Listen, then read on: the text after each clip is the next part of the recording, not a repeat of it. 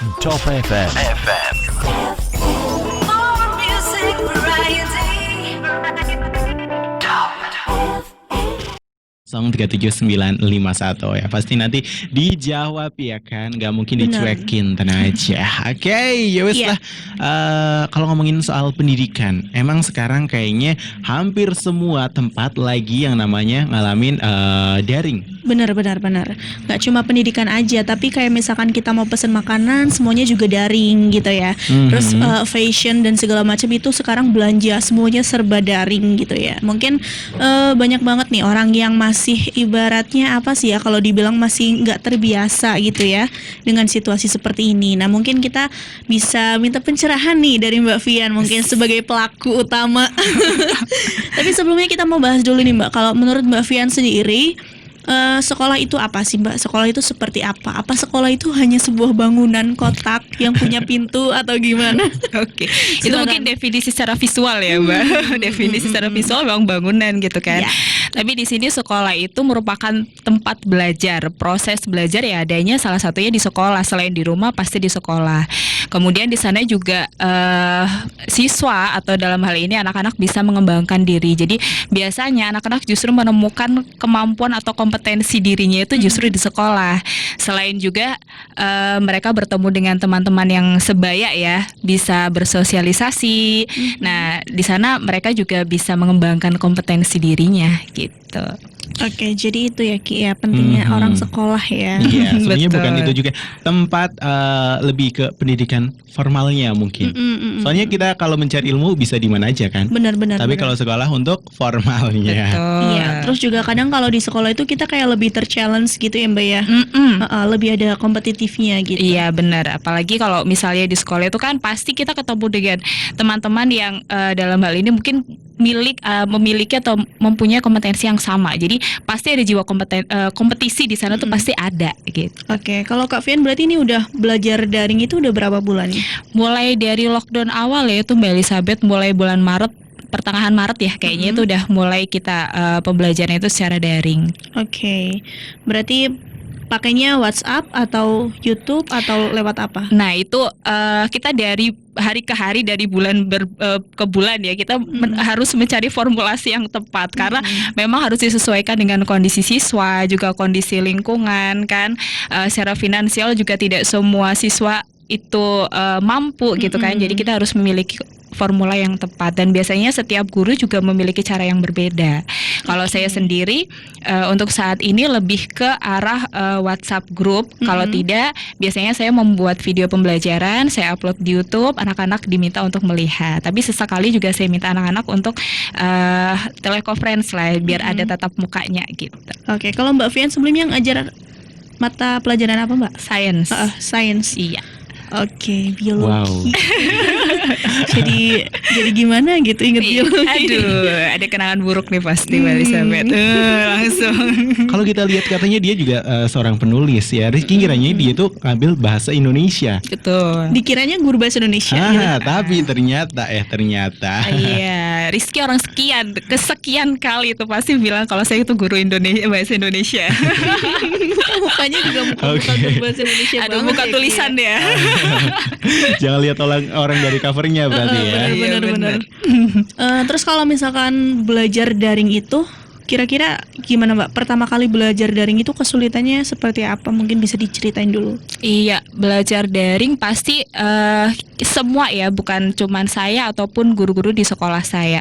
Hampir di semua tempat itu merasakan yang namanya shock. Kita harus beradaptasi lagi dari awal dengan kondisi yang semacam ini. Jadi memang untuk kegiatan pembelajaran daring itu ya ada baiknya, ada kurangnya juga gitu kan. Baiknya di sini kita bisa berkolaborasi dengan siapa, dengan wali murid lah tentunya kan. Jadi yang tadinya semua kegiatan belajar ataupun pendidikan yang formal itu dipusatkan di sekolah karena sekarang harus daring ya. Jadi anak-anak di rumah ya harus dibagi dua sekarang tugas ya dengan orang tua mereka Iya, gitu iya, kan. benar-benar. Nah itu sisi positifnya. Sisi negatifnya yaitu tadi guru harus benar-benar beradaptasi lagi mulai awal. Jadi mungkin ada beberapa guru yang menganggap kondisi ini sebagai halangan yang sulit lah ya. Tapi lebih bagus lagi kalau misalnya menghadapi kondisi saat ini tuh sebagai tantangan gitu. Jadi ada jiwa untuk maju gitulah. Iya, Itu benar-benar. sisi bisa dibilang sisi negatif, bisa dibilang juga sisi positifnya kegiatan daring gitu. Mungkin banyak banget kayak guru-guru yang mungkin sudah senior gitu ya, mungkin udah sepuh kayak gitu, yang ibaratnya nggak terlalu ngerti teknologi, mungkin bakalan ngerasa susah banget gitu ya.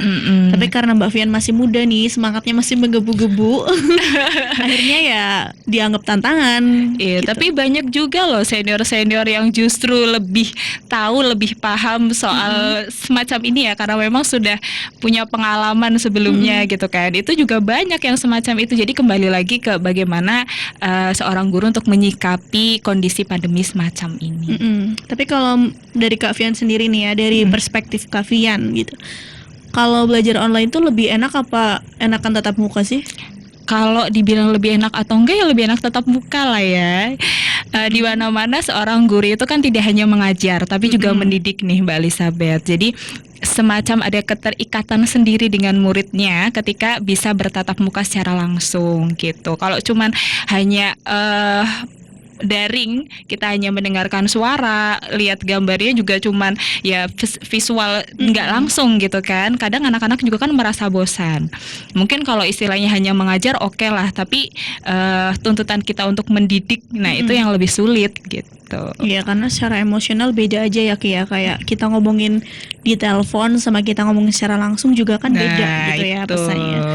Oke, mungkin Rizky pernah lihat kalau misalkan ada anak yang minta diajarin orang tuanya, atau mungkin Rizky saudaranya pernah minta diajarin PR gitu? Iya, karena memang sekarang kebanyakan udah pada daring semua, dan Rizky juga punya keponakan.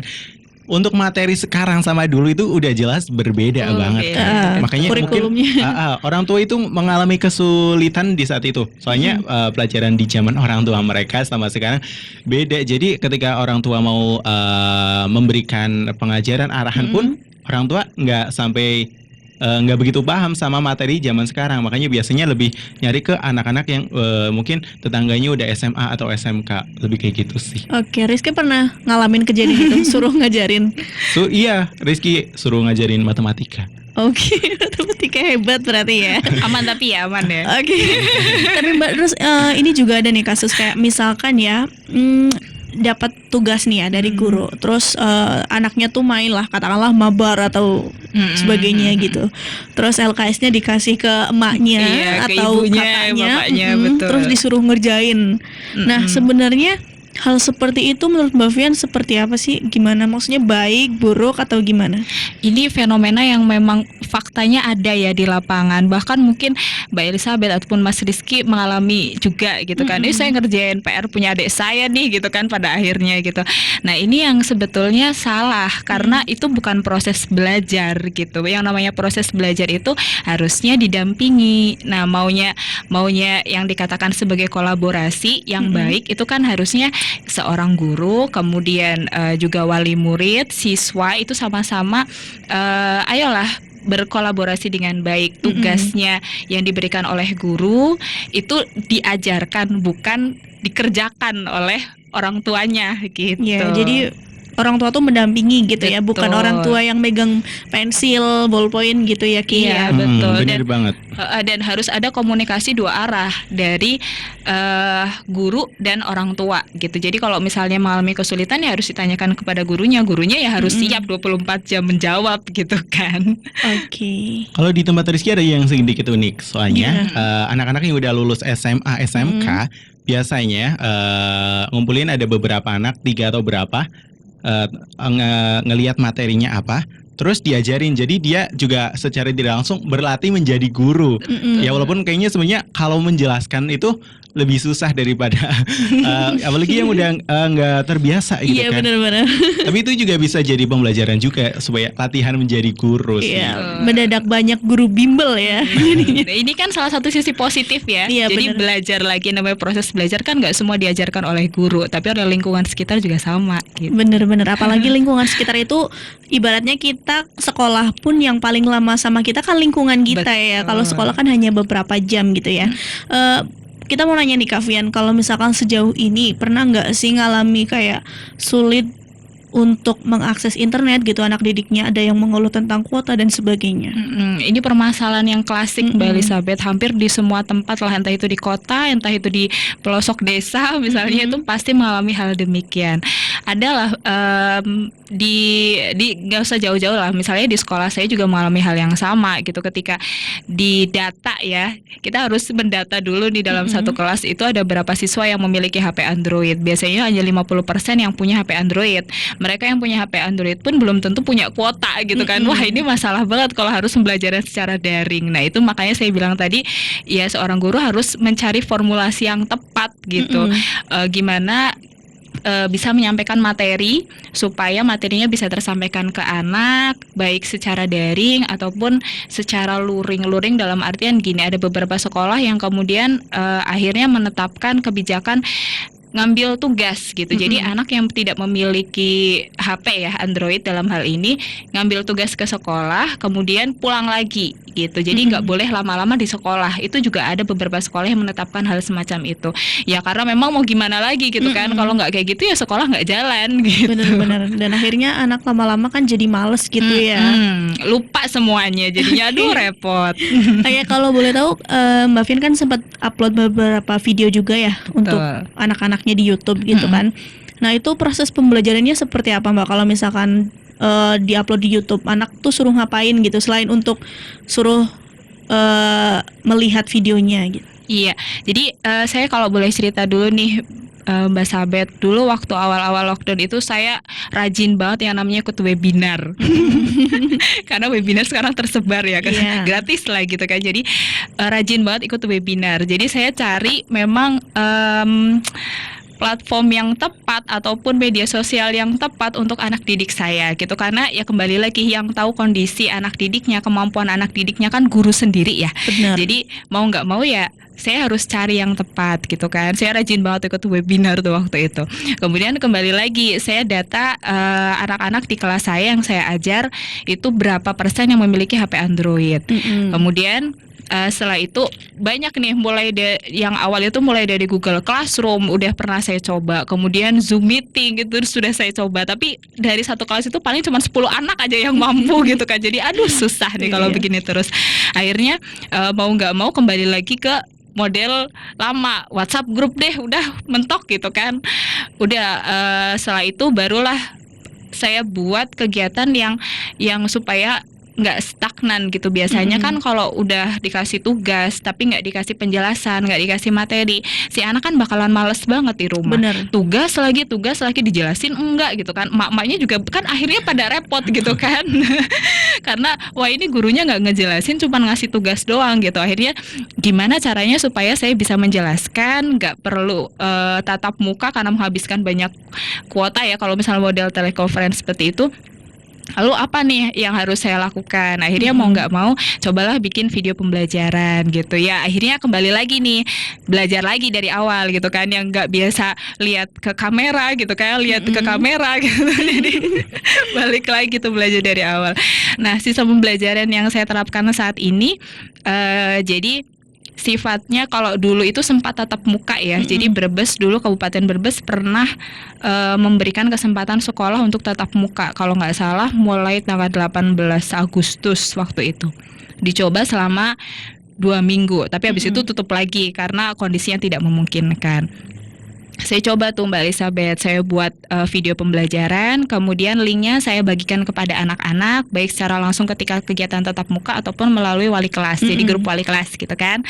Nah nanti anak-anak bisa mengakses link. Jadi kan saya tanya dulu nih, kira-kira media apa yang bisa semua lihat gitu kan. Ya rata-rata ambilnya bilangnya YouTube. Oke, kalau gitu saya buat video di YouTube. Nanti silakan kalian tonton video saya berikan kalian tugas. Kalau ada yang tidak jelas, boleh ditanyakan secara langsung kepada saya ataupun melalui WhatsApp gitu. Akhirnya yaitu formula yang saya gunakan untuk saat ini. Oke, untuk kalau video terakhir kemarin apa nih Kak Vian?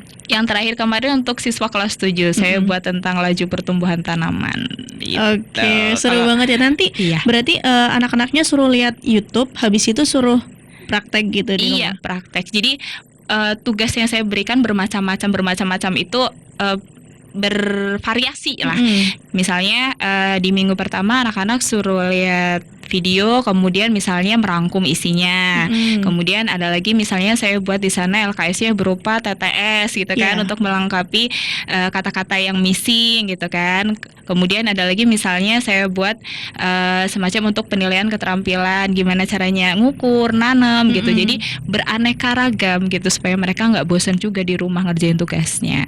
Oke, tapi sejauh ini berarti aman-aman aja ya walaupun daring ya Kak Vian ya. Alhamdulillahnya gitu. Keren banget ya Ki. Oke, ya Rizky yang bingung satu hal yang ingin Rizky tanyain. Ketika guru ngasih tugas, tapi gimana caranya supaya guru itu tahu bahwa tugas itu dia yang ngerjain dan bukan sama orang tua Orang atau lain. soalnya itu susah juga kan. Kita nggak bisa ngontrol bahwa dan penilaian dari gurunya gimana memberikan nilai. Iya, untuk penilaian kan biasanya kalau guru di sini ada 3 ranah ya yang dinilai sekali. Ada kognitif itu berarti pengetahuan, kemudian psikomotor itu berarti dia keterampilannya seperti apa, dan afektif itu lebih ke karakter, lebih ke sikapnya. Untuk karakter dan sikap kita cuma bisa melihat dari pengumpulan tugas, dia disiplin nggak ngumpulin tugas gitu kan. Kemudian di sana juga ada penilaian tentang kejujuran. Jadi balik lagi nih, pasti guru juga menyampaikan kepada siswa ini siapa nih yang ngerjain gitu kan, dan itu harus cross check dengan wali murid. Makanya tadi saya bilang harus ada komunikasi 2 arah antara guru dengan wali murid gitu. Soalnya takutnya gitu tadi, yang ngasih tugas guru yang ngerjain wali muridnya gitu kan, bilangnya ini anaknya, padahal tulisannya beda banget gitu kan. Itu pasti ketahuan di sana. Makanya kembali lagi ditanyakan ini yang ngerjain siapa. Nah itu salah satu bentuk penilaian secara sikap. Kalau psikomotor tadi saya bilang bisa melalui kegiatan. Jadi kegiatan misalnya mengukur ya. Kalau saya sendiri misalnya mengukur nih, nanam, anak suruh nanam. Kemudian ayo dong divideoin cara kamu nanam kayak gimana. Nah ini kan bentuk keterampilan yang bisa dinilai. Kalau misalnya kognitif jelas, nanti di akhir kegiatan belajar biasanya diberikan kuis. Jadi dari materi tersebut anak nyampe nggak nih, mudeng nggak nih, sampai di mana nggak nih gitu. Pengetahuan. Jadi kuis itu sebagai tolak ukur ya. Kalau murid itu paham apa enggak sama pelajaran yang Kak Vian ajarkan gitu ya. Nah setelah ini Kak Vian mau cerita nih Ki tentang pengalaman apa ya, bukan belajar tapi mengajar ya. Di mana Kak kalau boleh tahu? Oh iya nih, jadi saya mau sampaikan ke anak-anak nih yang ada di walaupun ya yang lagi dengerin ini, kalian tuh udah bersyukur banget lah, kalian tuh ada di tempat yang dimana walaupun orang tua kalian memiliki keterbatasan baik secara finansial, tapi masih mengusahakan kalian untuk belajar secara daring. Benar. Beda cerita ketika kalian mungkin tidak di sini ya, tapi di daerah-daerah perbatasan. Jadi dulu saya pernah tuh, Mbak Elizabeth pernah ngajar di daerah perbatasan. Dan sebetulnya bukan hanya saya nih yang di wilayah Bumiayu, ada beberapa orang lainnya ternyata yang juga mengikuti program yang sama. Dulu tuh programnya namanya SEM 3T. Jadi sarjana mengajar di daerah 3T, terluar, terdepan, dan tertinggal gitu ya. Lebih tepatnya di daerah-daerah perbatasan Indonesia. Di sana beragam sekali saya bilang, mulai dari kebudayaan, ras, suku, agama itu beragam. Itu berbeda sekali dengan saya di sini gitu kan. Dan bagaimana mengajarkan mereka di sana itu ya kembali lagi itu adalah tantangan. Waktu awal saya datang ke sana, mereka menggunakan bahasa Dayak Ahe gitu ya. Nah, kalau boleh tahu dulu Kak Vian di mana sebelumnya? Di Kalimantan Barat. Kalimantan Barat. Iya, itu daerah perbatasan dengan Malaysia. Di Malaysia. Kucing kalau misalnya ya daerah perbatasan Indonesia dengan Malaysia di daerah Kucing itu.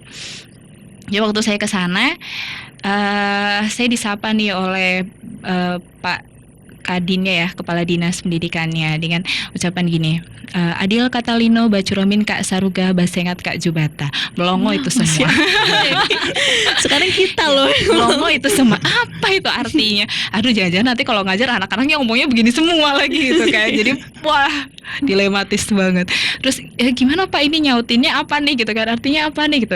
Kalau misalnya itu semacam ucapan, jadi semacam doa. Kalau ada yang memberikan semboyan ya, semacam itu, dijawabnya dengan 3 kata, arus itu artinya amin. Jadi adil katalino itu artinya kalau misal orang sana kan sangat menjunjung toleransi dan sifat adil. Talino itu artinya manusia. Jadi kita harus adil kepada sesama manusia.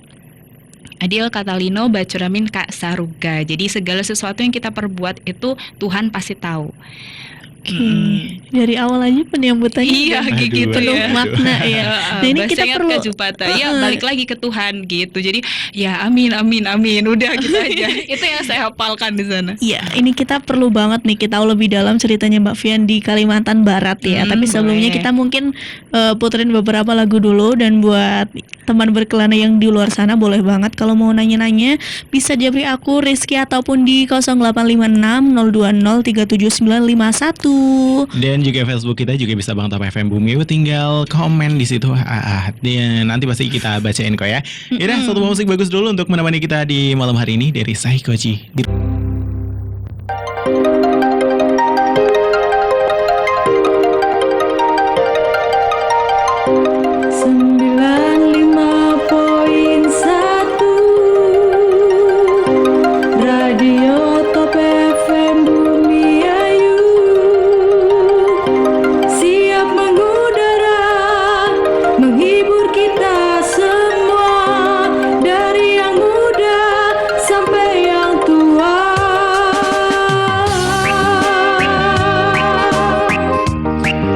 Oke, masih di Selasa Berkelana untuk kesempatan hari ini. Dan ya masih bareng Rizky dan juga Sabe. iya, Ya Allah, masih nggak ingat nama aku. iya, terkadang diriku amnesia. Iya.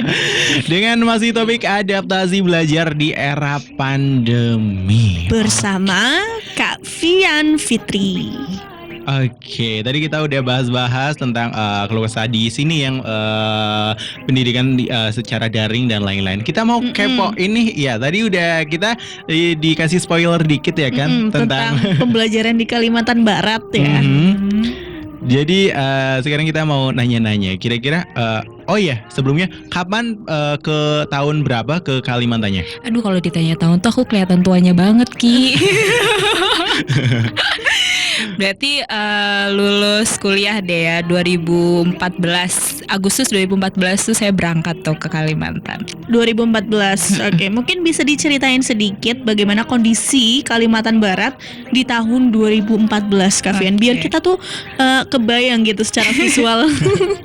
Oke, sebelum sampai ke sana buat pembukaan dulu kali ya. Jadi program ini memang berjalan 6 tahun, jadi ada 6 angkatan. Saya kebetulan angkatan keempat. Jadi waktu itu memang program yang didesain oleh Bapak Muhajir Effendi, jadi Menteri Pendidikan sebelum Bapak Anies Baswedan waktu itu. Jadi nama programnya saya ulangi SM3T. Jadi sarjana mengajar di daerah 3T, tepatnya di daerah perbatasan Indonesia.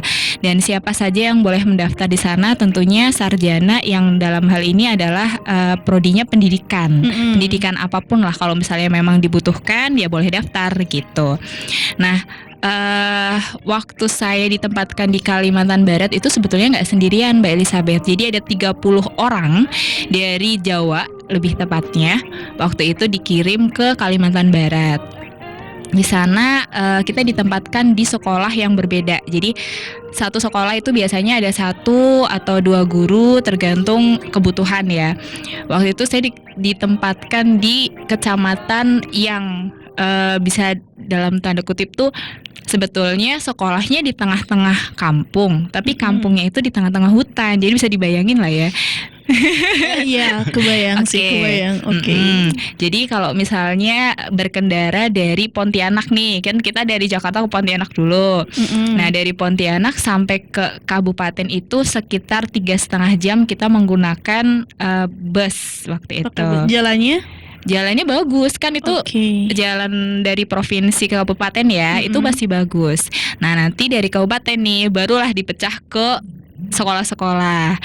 Nah, kebetulan tempat saya bertugas dulu, tempat saya pengabdian dulu itu lokasinya di Kecamatan Sompak. Ya mungkin ini beberapa murid saya juga mendengarkan kali ya. Halo, bisa sapa-sapa deh saya kan, nostalgia gitu. Namanya Kecamatan Sompak. Di sana sekolah saya di tengah-tengah kampung. Itu sekolah baru berdiri 2 bulan kayaknya, soalnya baru dibangun bulan Juni. Saya datang bulan Agustus. Jadi hanya ada 2 ruang besar dan 3 ruang kecil. 2 ruang besar digunakan untuk kegiatan belajar. 3 ruang kecilnya itu digunakan, yang satu untuk kamar mandi laki-laki, kamar mandi perempuan, dan tempat ruang serbaguna lah. Bisa dibayangkan mungkin ukurannya yang ruang kecil itu hanya sekitar 1,5 meter kali 1,5 meter. Untuk kapasitas berapa orang? Itu untuk ruang tadi ya serbaguna. Jadi buat naruh berbagai macam lah. Tapi kalau ruangan ya seperti ruangan kelas biasa. Jadi ada 2 ruang kelas, kemudian 3 ruang kecil itu. Nah, ruang guru ada nggak? Nggak ada. Jadi gurunya itu duduk di depan kelas. Kalau hujan ya kehujanan kan. Kalau panas ya kepanasan gitu. Serius. Itu serius. Jadi nggak ada deh mengenal kata glowing guru di sana. Aduh susah gitu kan. Untuk siswanya, kalau jumlah siswa alhamdulillah, karena itu di tengah kampung ya, jadi sekolahnya punya sekitar 52 siswa, itu dibagi jadi 2 kelas. Jadi waktu itu saya ke sana itu baru ada 2 kelas, dan itu kelas 1 SMP. Lulusan SD ya, baru kinyis gitu kan, lulusan SD. Nah, yang jadi tantangan tersendiri karena kebiasaan rata-rata nih, mungkin nggak cuma di sana juga, di sini juga ya. Guru SD itu kebanyakan menggunakan bahasa daerah untuk pengantar ketika kegiatan belajar. Bener. Jadi itu kebawa nih sama anak-anak. Jadi waktu saya di sana sempat saya adaptasi selama 1-2 bulan itu berbicara agak-agak pakai bahasa isyarat juga gitu, karena saya nggak tahu bahasa mereka seperti apa gitu kan. Jadi saya tekankan kepada anak-anak, oke lah kalau misalnya kegiatan belajar tolong menggunakan bahasa Indonesia. Di luar kelas, di luar kegiatan belajar boleh menggunakan bahasa daerah kalian gitu kan. Jadi kita sharing nih, ibu pakai bahasa ibu, kamu juga pakai bahasa kamu gitu. Jadi sempet kejadian lucu juga waktu saya tuh mangkel gitu loh, Mbak Elizabeth. Kan ada ya waktu-waktu tersendiri mangkel gitu kan sama muridnya, ini anak bandel banget, dibilangin macam-macam nggak mau denger gitu kan. Padahal mungkin mereka juga nggak tahu bahasa kita gitu kan. Marah saya Mbak Elizabeth, tapi pakai bahasa Jawa. Jadi dianya kan nggak tahu ya. Yang ada mereka nggak merasa bersalah, nggak gimana-gimana, malah ketawa gitu kan. Ibu ngomong apa gitu kan. Jadi kitanya mau marah nggak jadi gitu. Aduh ya udah deh, ketawa lagi akhirnya nggak jadi gitu. Jadi itu hal lucu yang mungkin nggak bisa didapatkan pengalaman hal macam itu di sini gitu. Kalau kondisi dari pembelajarannya mungkin dari anak SMP itu, mereka memang sudah membaca atau seperti apa kondisinya? Sudah rata-rata sih sudah bisa membaca, tapi ada yang belum lancar untuk membaca ada.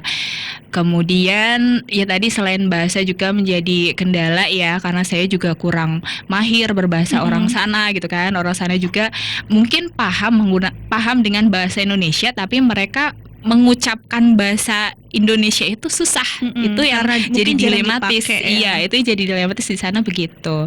Kalau dari sisi sikap ya, orang sana luar biasa baiknya loh sama orang Jawa, serius. Jadi kalau misalnya kalian nyari jodoh, orang sana aja itu luar biasa tuh, menjunjung tinggi orang Jawa tuh. Makasih ya sarannya ya.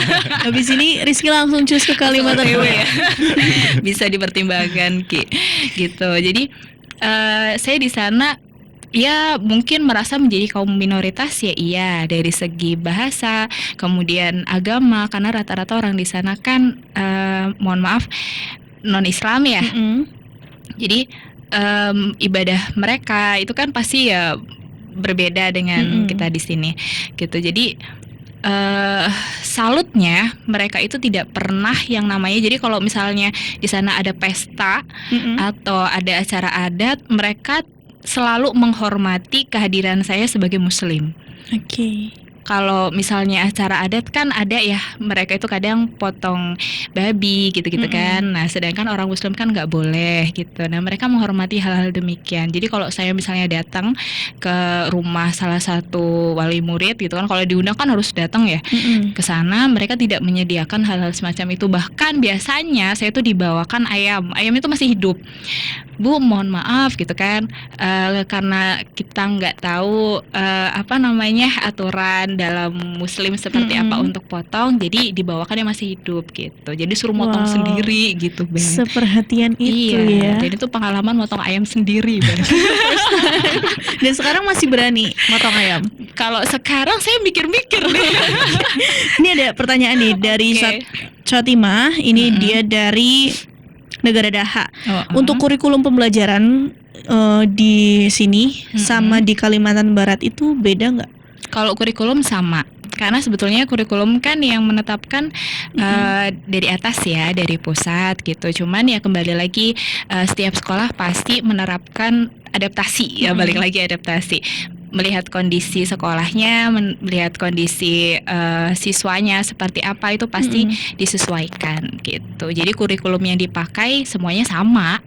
Apalagi ya namanya sekolah negeri ya sama lah ya, di mana-mana juga sama gitu. Cuman kembali lagi tuntutannya, misalnya kompetensi harus dicapai di satu sekolah dengan sekolah yang lain pasti disesuaikan dengan kondisi siswa. Oke, kalau kita kan misalkan mau baca buku, nggak ada buku, kita kan ke internet ya Ki ya larinya. Nah pada zaman itu kan katanya tadi nggak ada internet ya di Kalimantan Barat, nggak ada sinyal 2014 itu kan. Lalu bagaimana cara teman-teman itu mengakses buku untuk teman-teman di Kalimantan Barat itu? Jadi kami mendapatkan bantuan nih. Bantuan yang pertama itu jelas dari pemerintah. Jadi buku-buku ya memang didistribusikan oleh pemerintah juga sampai ke pelosok. Kemudian saya secara pribadi membuka donasi nih, Mbak Elizabeth. Jadi dulu memang ada beberapa teman yang akhirnya mengirimkan dari Jawa, dan antusiasme mereka itu membuat saya, ya Allah, buku yang maksudnya yang anak-anak di Jawa itu, alah buku kayak gitu dong pernah dibaca, bahkan kadang cuma dibuang lah, dilempar dan sebagainya macam. Mereka di sana itu benar-benar yang pengen lihat. Jadi setiap hari rumah yang dipakai saya, rumah yang saya kontrak itu selalu ramai oleh anak-anak untuk baca buku. Dan sekarang rumahnya masih? Dan rumahnya buku-bukunya? sekarang masih. Bukunya dulu waktu saya pulang itu saya titipkan ke jadi sana kan ada istilah ketua adat ya. Jadi saya titipkan di sana gitu. Oke, kalau kita sih baca buku dari dilihat covernya dulu ya. Kalau covernya menarik baru mau gitu ya baca buku. Ternyata di sana ada yang lebih kayak membutuhkan. Bener. Ya mungkin karena itu tadi gak ada hiburan lain gitu kan ya Mbak Elizabeth. Di saat di sini mungkin lebih suka ngelihat video di YouTube, di apa, di sana kan keterbatasan ya. Bener. Waktu itu. Jadi melihat hal semacam itu, wah ada gambar nih berwarna misalnya, wah ada tulisan nih, mereka belajar baca. Iya Mbak Elizabeth, dan itu aduh aku merinding banget nih, saya sebagai seorang guru ya di sana, ya Allah merinding banget nih gitu. Ngerasa benar-benar berharga ya sebagai guru ya. Benar. Kalau di sini mungkin anak-anaknya lebih memilih untuk mendengarkan Rizky di radio gitu. Kalau Bisa di sana jadi. kan belum ada gitu ya Iya, di bisa zaman jadi. itu. Gitu. Rizky kepo, apakah sampai sekarang masih ada komunikasi sama mungkin orang-orang yang di sana atau gimana? Masih, alhamdulillah masih. Jadi kalau misalnya mau ditelusuri ya, anak-anak saya dulu, kan dulu waktu saya ke sana mereka kelas 1 SMP. Sekarang mereka udah kuliah semester pertama. Wow, mereka udah kuliah semua. Mereka ya nggak semua sih ya, beberapa kuliah di Kalimantan.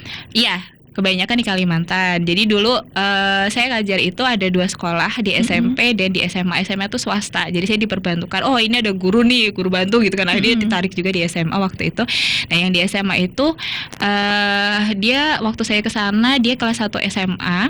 Kemudian ketika saya pulang, saya mendapatkan kabar kalau salah satu dari mereka yang lumayan dekat ya sama saya karena rumahnya juga berdekatan, itu diterima di salah satu perguruan tinggi negeri dan dapat beasiswa. Wow. Itu luar biasa ya Mbak Elizabeth. Ini saya Kita aja yang nggak ngajar wow, juga merinding gitu. loh ya. Serius. Padahal kita siapa coba? wow gitu banget.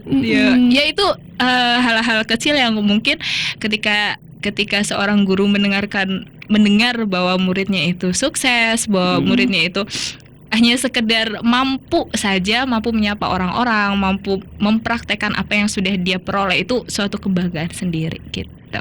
Oke, keren banget ya malam ini ya Ki ya. Waduh, penuh dengan inspirasi tentunya. Jadi ini buat temen yang mungkin mempunyai banyak buku nih, tapi udah nggak betul. kepake, jangan dibuang. Iya, benar. Iya, kayaknya mungkin ada beberapa yang tempat untuk menyumbangkan. Iya, dan kayak mahasiswa KKN itu biasanya mereka juga open donasi gitu ya kayak untuk banyak. buku dan sebagainya itu bisa banget disalurin. Kalau misalkan kalian nggak butuh, jangan lupa ada orang yang lebih membutuhkan gitu ya. Betul. Oke.